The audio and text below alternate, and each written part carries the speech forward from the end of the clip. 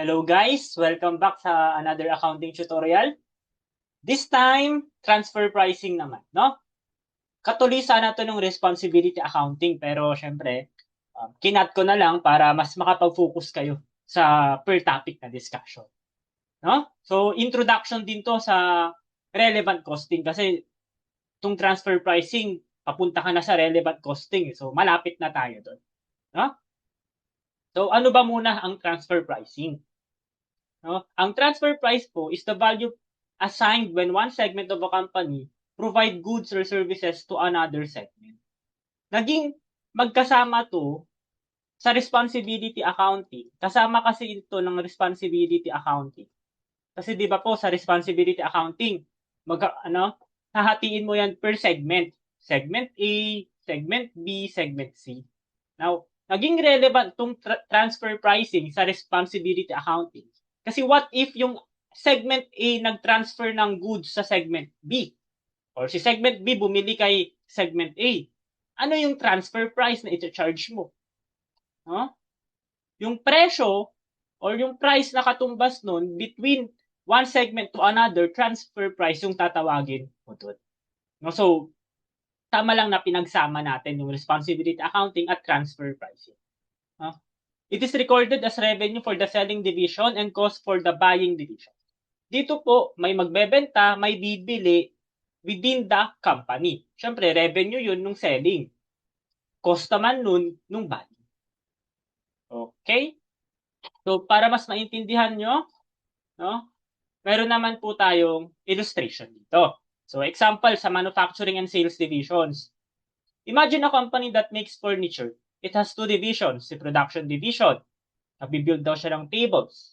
Si sales division, nagbebenta siya ng tables to customers in the market. Now, pwede itong si sales division, yung tables na binebenta niya sa customers niya, pwede niyang bilhin sa production division naman. Kasi, nagbibuild naman sila ng tables eh. Sakto, nagbebenta ka ng tables. Now, imbes itong tables, bilhin mo sa outside supplier, may choice ka na pwede kang bumili sa production division, no? Doon papasok ang transfer pricing, no? Instead of selling directly to outsiders, yung production division daw po transfers tables internally to the sales division. So na nga, sinasabi na nga natin, ang transfer price mo, 2,500 per table. Oh, yun na. May transfer price ka na, nangyari na yung transaction. Oh, ano ba ang objective ng transfer pricing? Siyempre, una, to facilitate optimal decision making. Paano? Kasi si sales division, may choice siya. Pwede niyang i-compare yung transfer price na sinet ni production division doon sa external suppliers. No? O, from there, he can make a good decision. Bibili ba siya sa labas o bibili siya sa loob? Oh. Oh, mas maiging bumili ka na lang sa loob kasi mas mura eh kaysa sa labas. Oh. And then you achieve optimal decision making. All right? So napaka understandable naman. No? Additionally, no, to provide a basis in measuring divisional performance. Paano naman to? Bakit may ganyan? No? Kasi po sa transfer pricing, makikita natin yung profit ng bawat division kung ni-record niya yan as revenue, si sales division, ni-record niya yun as cost. O, magkano yung savings niya doon, magkano yung benefit ng bawat division. No? Hence, yung both divisions performance feasible, mamimeasure mo yung performance nila. Now, kapag measurable yung performance, it will motivate yung mga different departments na i-improve yung performance nila and yung department din nila. O, ang mangyari, makikipag-negotiate sila better dun sa ibang department. They are also motivated to reduce cost and improve efficiency. No? So, ganyan lang po. Magkakakonekta talaga sila. Okay? So, ano ba yung mga methods ng transfer pricing natin? Una, market-based. Paano yan nag-work? From the word itself, yung internal transfers po natin or yung transfer price, same rate as external market transactions. So, kung ano lang presyo sa market, ganun din yung transfer price mo. No? Kaya alam mo yan, pwedeng gamitin when a competitive external market exists for the product or service. No? May competitive na external market kayo. So, and siguro may profit doon. Isin mo na sa market, di ba? Another method is cost-based. No? Transfer price is set based on production cost. From the word itself, cost-based, magdedepende ka sa cost. For example, no, ang cost mo, 80 pesos. Tapos ang sabi sa problem, magpa-plus ka daw ng 10 pesos na markup dun sa cost. Ang sabi sa problem, plus 10 pesos markup on cost. Yun na daw yung magiging selling price mo or yung transfer price. Hindi magiging 90. So, cost plus markup. Ganun lang naman yung mangyayari dyan. Or pwede rin variable cost plus markup or full cost plus markup. Magiging mabuti yan na gamitin kapag no external market exists or when excess capacity is available. No? Relax lang, pag-uusapan naman natin to na excess capacity or without excess capacity. No? But for now, concept muna tayo. Paano naman sir kung negotiated? No? Nakipag-bargain ka na lang or nakipag-agree na lang yung bawat division. Pwede mong gamitin yan kapag both divisions have autonomy and bargaining power. Kumbaga ba, beneficial sa kanila kung bargaining power na lang or kung negotiated na lang. No, for example, when markets are volatile, pabago-bago yung presyo sa market due to inflation, no? O kaysa sa maging inconsistent yung transfer price, mag-negotiate na lang kayo. So, pwede rin po Okay? So ano ba ang general rules sa pagpili ng transfer price, no? Tandaan po natin itong mabuti.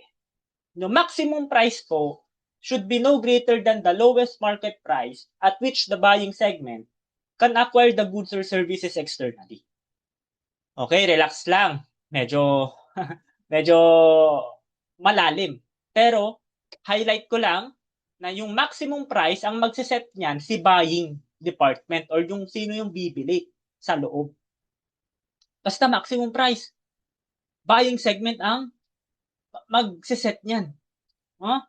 Pag minimum price should be no less than the sum of the selling segment's incremental costs associated with the goods or services plus the opportunity cost of facilities use.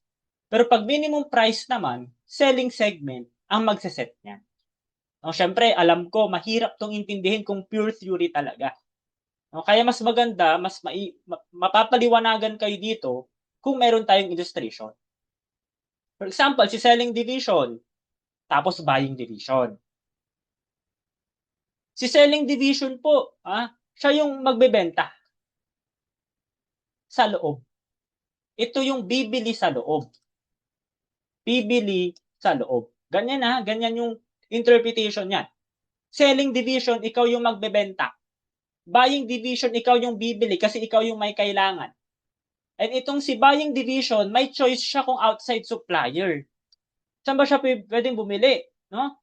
Kay outside supplier o kay dito kay selling division. So pagko-compare niya yan, kung sino yung beneficial sa kanya, sige, dun siya. O, si selling division, siya yung magsiset ng minimum transfer price. Yung TP po, transfer price. No? Minimum si selling. Si buying, maximum transfer price. No? O absolute yan, no? Halos sa mga namimit kong problem. Yung maximum transfer price po, yun yung outside supplier selling price. For example, ang mabibili niya yun sa labas ng 120. No? Tapos, mabibili niya sa loob ng 130. Ayaw niya yun. Kasi mas mahal sa loob. No? Ang mahal naman sa loob, sir. May choice siya, bumili na lang siya sa labas kasi mas mura eh. O kaya dapat yung maximum selling or yung maximum transfer price na isiset ni buying division hanggang 120 lang. No? Dapat i-meet yun, di selling division. Pero kasi si selling division, Maggagawa din siya ng product na kailangan ni buying division. Kaya kasama dapat dun sa minimum transfer price yung incremental cost. No, ang pinaka main example niyan is variable cost. Siyempre, nandiyan yung materials, nandiyan yung direct materials, direct labor, variable overhead. No? Hindi kasama ang fixed overhead po kasi mag mangyari yung transaction or hindi, yung fixed overhead, fixed na yan eh. Pero itong mga variable, nagva-vary yan. Depende sa number of units, depende sa activity levels. Pero yung fixed na yun, whether mangyari yung transaction or hindi. Meron yan. No? So, variable cost lang. Kasama din dyan yung opportunity cost. No? Discuss natin yan mamaya. Basta alalahanin ninyo, variable cost and opportunity cost. No? At dyan sa minimum transfer price, yan po yung lalaruin mo. No? Titignan mo sa problem, mayroon bang excess capacity or wala? Paano mo masasabi kung may excess capacity? For example, ang units na pinoproduce ni selling division, 1,000. Let's say 2,000. Ang nabebenta niya sa labas, di ba? 1,600. E di merong idle capacity. Merong excess capacity na 400. Yung 400, pwede niyang ibenta dun sa buying division. Hence, you can say na idle or with excess capacity. And take note, yung minimum transfer price or itong idle or excess capacity tas yung no excess or at full capacity, applicable lang yan dito sa minimum transfer price. Yung maximum transfer price, fixed na yun na outside supplier selling price. No? So kung with idle or excess capacity, ang minimum transfer price lang natin ay equal sa variable cost. Pero kung may excess or at full capacity, dadagdagan mo pa ng opportunity cost yung variable cost. Alright? So, yan yung pinagkaiba. No, mamaya explain naman natin bakit ganyan. Basta mahalaga maunawaan mo ano yung illustration nito. Para hindi ka malito. Nakakalito kasi mamaya sa problem hindi mo alam kung sino yung selling division. Hindi mo alam kung sino yung nagbebenta. Wala na. Hindi mo na alam kung anong isa-set niyang transfer price. Minimum ba or maximum. So, dapat ma-identify mo kung sino yung nagbebenta, kung sino yung bumibili. Alright? So, tignan natin dito sa problem 1, no? Klinash ko na lahat para mabasa nyo na kaagad, no? Inom lang ako ng tubig.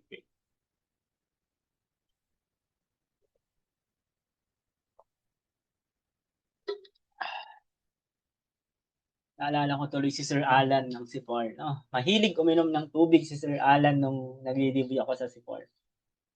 Pag umiinom siya, umiinom din ako ng tubig. Sabi ko, break muna, sir. Tapos, pinindot, sorry. Pinindot ko yung pause, di na ako bumalik. Joke lang, Sir Alan. Shoutout po sa iyo, Sir Alan. Alam ko, sinoutout mo na rin ako sa Sipar. Ay, grabe naman yun, sir. No? So, tignan natin. A company has a number of divisions. Mayroon daw fabrication, may restaurant. Yung restaurant po, syempre, nag-operate sila ng restaurants along major highways. Each year, yung restaurant division nagpo-purchase daw ng dining set for the restaurants that it operates. Syempre, kailangan niya ng dining sets yung restaurant. Now, currently, it purchases dining sets from an outside supplier. Ay, no. Bumibili siya sa outside. 5,000. The manager of the restaurant division has approached the manager of the fabrication division about selling dining sets to the restaurant division. Uy, ayan na, meron ng selling, meron ng buying. Sinong nag-approach? Si restaurant. Bakit daw gustong bumili ni restaurant kay fabrication? Kasi sabi dito, in-approach ni restaurant si fabrication para magbenta si fabrication ng dining sets kay restaurant division. E di yun na. Selling division, ang selling division natin si fabrication. Sinong buying natin? si restaurant. No? So, ano yan? Anong gagawin mo dyan? Ito, lagi ko itong sinusulat kasi sa problem eh. Kapag selling, minimum transfer price. Kapag buying, maximum transfer price. Tapos alam mo yan, outside supplier, selling price. Magkano ba binibenta ng outside supplier yan? 5K. No? Tapos yung minimum transfer price, titignan mo yan. With excess ba or without excess capacity? O ito na yung variable cost, naka-layout na. No? Currently, the fabrication division may capacity to produce 1,000 dining sets. But you are only producing 600. So may sobrang 400. No? Ilan yung kailangan ni restaurant? 300 lang. So, pasok sa banga. Pasok ka sa banga. Okay, so with excess capacity, yung minimum transfer price natin. No? Ano ba yung mga requirement? Naku. No, what is the maximum transfer price? The minimum transfer price should the transfer occur? Diba? Paano daw kung nag-agree sila sa 4,000 na transfer price? Diba? What is the benefit to each company or to each division? Paano kung operating at capacity? No? Pag sinabi pong at capacity, at full capacity yan ha, at full capacity po. At full capacity or without excess capacity yan. No? What would be the maximum price, minimum transfer price, no? And so on and so forth. No? So sagutan na natin sa number 1. Ano daw yung maximum transfer price, minimum transfer price? Okay? 'Di ba? Anong sabi natin with excess capacity? Kasi 600 lang yung napoproduce, 1,000 yung kakayahan. Magkano lang ba yung kailangan? 300 lang. Pasok sa baka. Okay? So, syempre, kakasabi ko nga, variable cost lang po ang kasama sa minimum transfer price. No? Kasi, with excess capacity tayo. So, tama lang na variable cost ka lang. No? 2K, 1K, and 500. Si maximum transfer price naman, ito po yung outside supplier na selling price no mabibili sa labas ni restaurant ng 5K. Oh. Eh di anong mangyayari? Yung minimum transfer price is less than the maximum transfer price, hence the transfer should occur. No? Remember, that a good should be transferred internally whenever the minimum transfer price is less than the maximum transfer price. Tama nga naman. No? Yung 3.5, mas maliit yan sa 5K. So, ano yung 3.5 minimum? Ano yung 5K maximum? Oh, tama nga lang. Tama nga naman. Kasi pag ang sinet mo na minimum transfer price 6K, ang maximum mo 5K. Ay nako. Wala, hindi sila pantay or hindi sila within that range.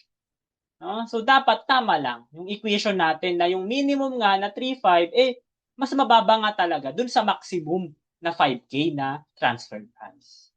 Okay, so the transfer should occur. Alright? So, paano naman yung number 2? Paano daw kung nag-agree tayo ng 4K, ano daw yung benefit sa bawat division? What is the benefit to the company as a whole? Sige, transfer price mo 4K. So, ibebenta ni selling division, ni fabrication division ng 4K. Ilan yung variable cost niya? Ano yung cost niya sa paggawa nun? 3.5. No? Ito po yung minimum transfer price natin, ha? Yan yung minimum transfer price natin. Mabibenta mo ng 4K. Siyempre, may difference na 500. Ilan yung bibilihin ni restaurant? 300. So, may benefit ka na 150. O, si restaurant division, mabibili niya sa labas ng 5K. Pero ibibenta lang sa kanya ng 4K. O, sulit ka ng 1K. O, so, ilan yung matitipid mo? 300K yung benefit ni restaurant. No? Diba? Pumapaldo si restaurant. Alright? So, dito, pwede pong magkasamaan ng loob. Kung nabisto ni fabrication na mas malaki ang benefit ni restaurant, no? Tinagalog ko na lang para talagang mas relatable. Tignan mo ba naman? 150 lang yung kita ko, ikaw 300. Kung mapansin or makita yan ni fabrication na 300K yung benefit mo, 150 lang sa akin, baka hindi niya na ibenta sa'yo. Di ba? Sumama na yung loob niya kasi syempre mas beneficial kay. O pwedeng mangyari yun kasi syempre performance evaluation ang usapan natin dito eh, di ba? Gusto natin maganda yung performance ng department natin para more room for promotion, more room for incentives sa sahod. Oh. Despite the fact na yung benefit nga ng company as a whole is 450K, nag-benefit nga yung company mo. Pero again, kasi 'di ba, ang gusto kasi ini-evaluate kasi 'yan per department. O pwedeng mangyari 'yon kahit nag-benefit yung company as a whole. Pero syempre, palaisipan lang 'to, no? What is the transfer price or what transfer price should be set so that both parties benefit equally? Hindi naman po ito natatanong sa mga questions, no? Pero tignan lang natin. Ano ba dapat yung transfer price so that parehas sila ng benefit? Ito lang po yung formula. Minimum plus maximum divided by 2. Ilan yung minimum? 3,500. Maximum 5K. Divided by 2, that's 4,250. Sige, tignan natin. Transfer price mo, 4,250 na. Variable cost niya, 3,500, 750 na lang. Units to be sold, 300. Benefit ni fabrication, 225K.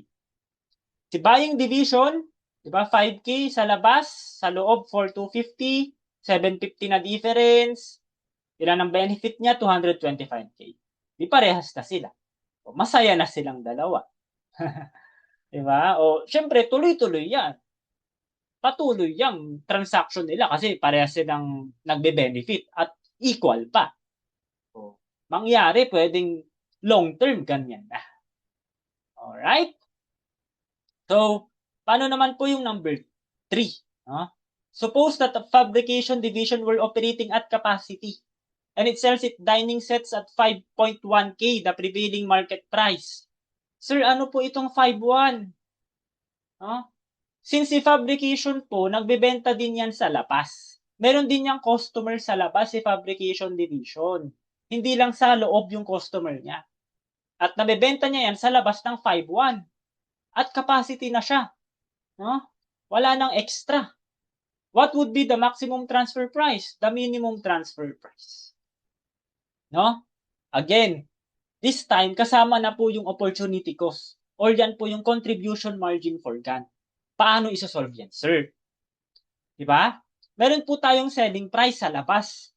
Ito po, binibenta ni dining sets or binibenta ni fabrication sa labas na 5.1.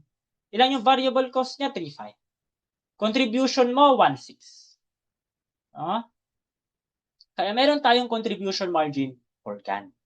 Sige, alam ko, medyo magulo pa yan, no? Kaya, may other slide pa tayo dyan for opportunity cost or contribution margin for GAN. Ano bang ibig sabihin yan? Remember, kung full capacity na po, palitan natin to ng 1K, paano kung ang capacity to produce mo lang is 1K? Tapos nag-produce ka sakto 1K din. Biglang nilapitan ka ni restaurant division, kailangan niya ng 300. Ay, nako. Wala nang extra. Ang mangyayari dyan, babawasan mo yung labas. Ikakat mo yan, gagawin mong 700 na yung ibebenta mo sa labas para lang makiter yung kailangan ni restaurant division na 300. Kaya meron kang opportunity cost or contribution margin for GAN. Kasi you must reduce external sales para makiter mo lang yung needs ni restaurant division. Remember, full capacity ka na. Okay? So yung reduction na yun, opportunity cost yun or yung contribution margin na ma-earn mo from selling outside. Kung binenta mo sana yan sa labas, kumita ka pa. Pero dito, kung sa loob mo binenta, nakaset lang yan at variable cost. Hence, yung variable cost, dadagdagan mo pa yan ng contribution margin na nawala. Otherwise, yung division would be worse off by transferring internally. May market ka naman sa labas, binenta mo pa sa loob ng amura-mura. Mabibenta mo sa labas ng selling price niya, external market price mo yun. Dapat kasama yung opportunity cost. Excess capacity, paano naman po kung may excess capacity? No? Hindi ka po mag-give up ng sales. Hindi ka mag-give up ng external sales. Hence, yung minimum transfer price mo, usually lang, variable cost lang. Yan. Kaya, di ba, if there is excess capacity, wala kang opportunity cost or contribution margin for GAN. And additionally, wala din po tayong opportunity cost in setting the maximum transfer price. Kasi, ang nagsiset ng maximum transfer price, si outside supplier. Hindi mo yan kontrolado. Hindi ikaw yan. Nakadepende ka lang sa labas. No? Sino na ulit yung nagsiset ng maximum transfer price? Si buying division. No? Saan niya yan binibase? Sa cost ng outside supplier sa kanya. Walang opportunity cost doon kasi hindi niya yan kontrolado. Si outside supplier, yung kaya niyang na-control yan. So let's proceed. No? Paano ba i-compute, no? 'Di ba yung so ang tanong, should the transfer take place in this case, why or why not? Sir, paano po i-compute, no, yung contribution margin for GAN? Kanina binigyan tayo ng selling price na 5,100. Magkano yung selling price ni fabrication sa labas? 5,100. Ilan yung variable cost niya? 3,500, di ba? Ito yun, no? Ito po iyon, yung variable cost ni fabrication. Hence, ilan yung contribution margin niya? 1,600. So, kapag binentahan niya si restaurant division ng 300 units, masa-sacrifice to na imbes ang presyo niya sa labas 5,100, pero pag ibebenta niya lang sa loob 3,500, lugi siya ng 1,600.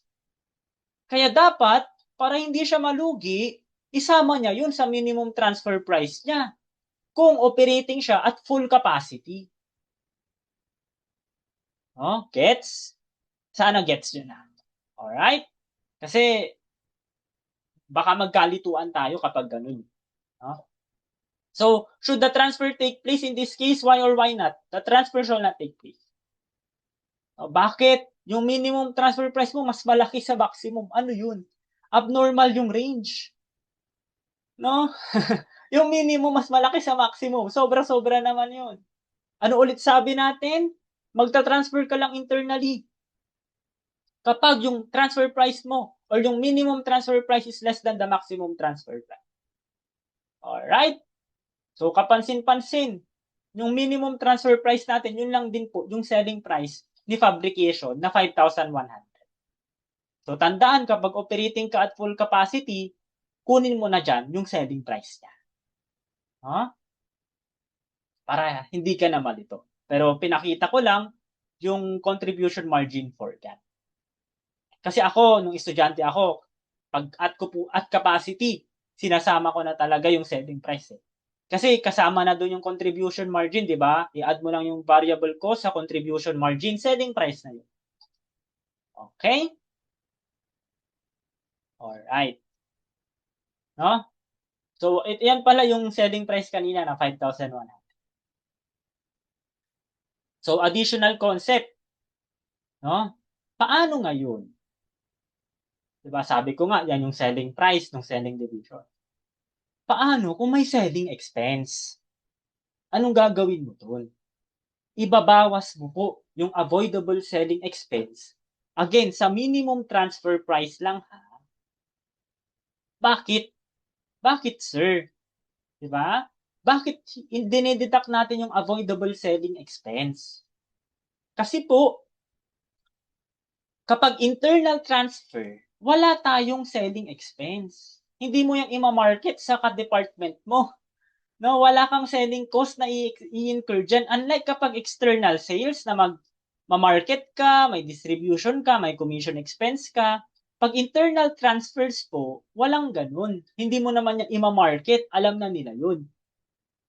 Hence, no, kung may maa-avoid kang selling expense, ibawas mo yun sa minimum transfer price mo. Alright? Walang selling effort na kailangan. Correct? No?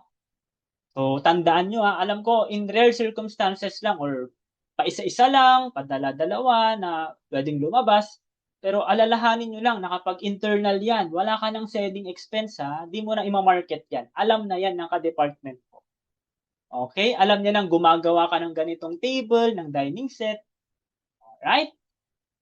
So, these expenses matter for the minimum transfer price or floor because they reduce the selling division's relevant cost. Correct? Kapansin-pansin, may bagong concept ulit, floor. So, ang ibang tawag po sa minimum transfer price, floor. Pag maximum transfer price naman, ceiling. Kaya kung tinanong ka, ano yung floor, ano yung price floor, minimum transfer price yung tinutukoy doon.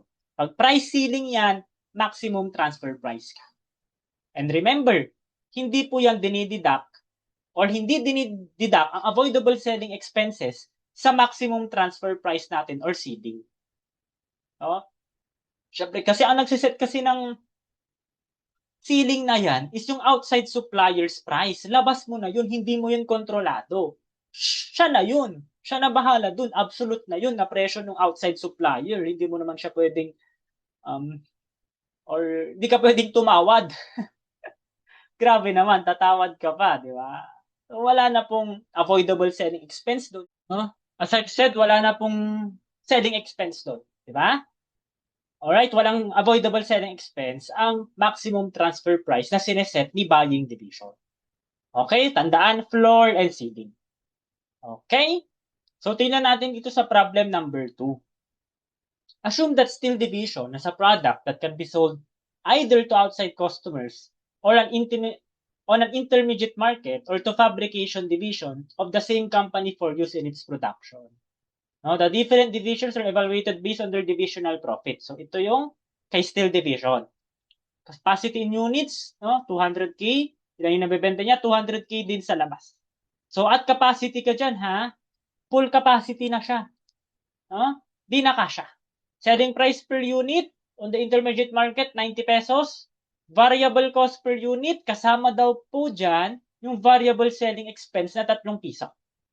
Fixed cost per unit based on capacity mo, 13. Ito si fabrication division, siya yung may kailangan, siya si buying division. Ilan yung kailangan niya? 40K, pero full capacity ka na. Ako.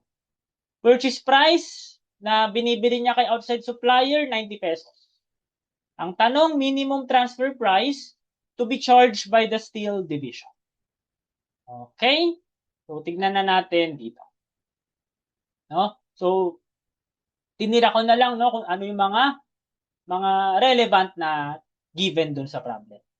So, ano daw yung minimum transfer price kapag full capacity ka? Again, di ba? If I excess or at full capacity ka, variable cost plus opportunity cost, or yung contribution margin for God. Na kapag pinag-plus mo silang dalawa, yun lang din yun. 90 pesos na selling price. Again, ibawas mo dyan yung avoidable selling expense kasi kung ita-transfer mo yan internally, hindi ka na mag-i-incur nito. Yung 3 pesos, wala nang selling cost. Alangan namang i-advertise mo pa sa mga ka-department mo, hindi na po. Ma-avoid na yun kung transfer yan internally. Hence, ang minimum transfer price mo or yan yung price floor, 87. Ano yung maximum transfer price mo or yung ceiling? 90 pesos. Yun po yung cost kay outside supply. Alright? So, ang sagot doon sa problem kanina, letter boy, yung minimum transfer price natin. Okay? So, tingnan naman natin dito sa theory question. In theory, the optimal method for establishing a transfer price is letter dog, market price.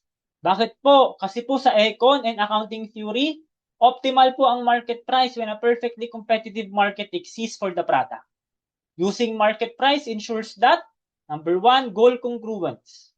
It encourages managers to make decisions that maximize both their own division's profit and the overall company's profit. Siyempre, kung isiset mo yung transfer price based sa market price, ano yun, mataas yun. Kumbaga ba, maximize mo yung benefit ng division mo. Magkakaroon ka ng profit and impact nun sa overall company, syempre, maganda rin. No? And also, may autonomy din kasi. It preserves divisional autonomy by allowing managers to trade based on prevailing market conditions. Syempre, kung alam nilang beneficial yun sa segment nila or department nila, isiset talaga nila yan at market price. Alright? So, dito tayo sa last theory question. Negotiated price is often employed when, ito nasabi ko kanina, no, when market prices are volatile. No? Typically used kasi ang negotiated transfer prices when external market is highly unstable. No? Kapag unstable yung market, pabago-bago yung presyo ng gas, di ba? Unstable yung market dahil sa inflation. O mag-negotiate na lang kayo. No? Siyempre, ina-allow din nito yung managers na makipag-bargain to ensure that transfers only happens if it benefits both divisions. O, siyempre, ang gusto ng bawat department, beneficial sa kanila. No? Ayaw nilang matalo sila or ayaw nilang malugi sila dun sa transaction. No? Again, best interest ng company yung isinaalang-alang nila dyan. No? So, kapag market is highly unstable, mag-negotiated price ka na. Alright? So, doon nagtatapos ang ating transfer pricing topic. No? Kayang-kaya nyo to? No? Ano to? Introduction na halos sa relevant costing para hindi na rin kayo mabigla. No? May mga pahapyaw naman na relevant costing concept para kahit pa paano, na-meet nyo yung avoidable, di ba? Avoidable selling expense, no? Full or excess capacity. I think that's a good foundation na para hindi ka mabigla sa relevant cost. No? So, yung muli, nang lalambing, pa-subscribe naman, no? Kung hindi ka pa nakasubscribe, mag-subscribe ka. Alright? Thank you, and bye-bye!